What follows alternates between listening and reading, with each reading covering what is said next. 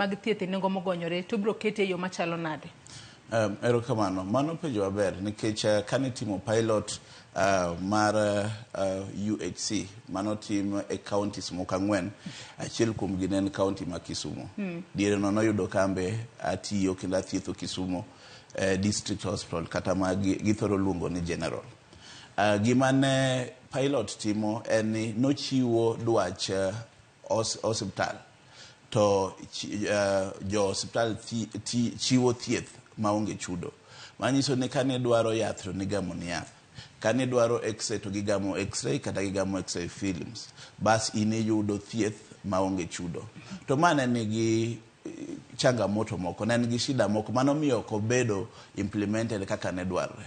Koro wang'iyo gimane model manwaluongo ni input financing gi dho ngere. To wang'iyo gimane nyalo bedo ni pilot program, nikech for every program nitie lessons we learn. So we looked at the lessons we learned from the pilot program. Wang'iyo ni nyalo bet ni koro wawuoge gimiluongo ni input financing cha ma ichiwo gik moko dwach hospital to hospital koro chiwo thieth nono. Mondo wadhi gimiluongo ni output financing. Output financing means ni jo hospital odhi nyime gi thiedho cha. Koro ni chulo ng'at mosethiedhi. Ng'amo thiedh cha emimiyo emichulo service kata emichulo tich magitiyo. That is the change of the model. Now, king'iyo chik mane okadhi miluongo ni Social Health Insurance Act.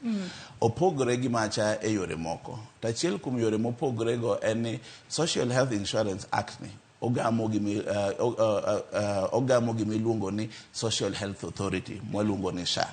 Mano e authority ma register ma ji duto madwani oyud thieth e yo makare, oyud thieth through SHIF. Kendo en authority ma register osiptende madwa chiwo thieth ma ichiwo ne jopiny.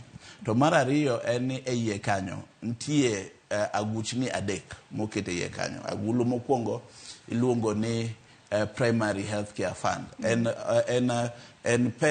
aguch pesa mang'iyo thieth mar jopiny e osiptende machakre health center kadok piny nyaka e community. Manyiso no ng'iyo preventive, promotive, to ng'iyo curative services moko, thieth moko mag thiedho ji gi thieth mag geng'o tuoche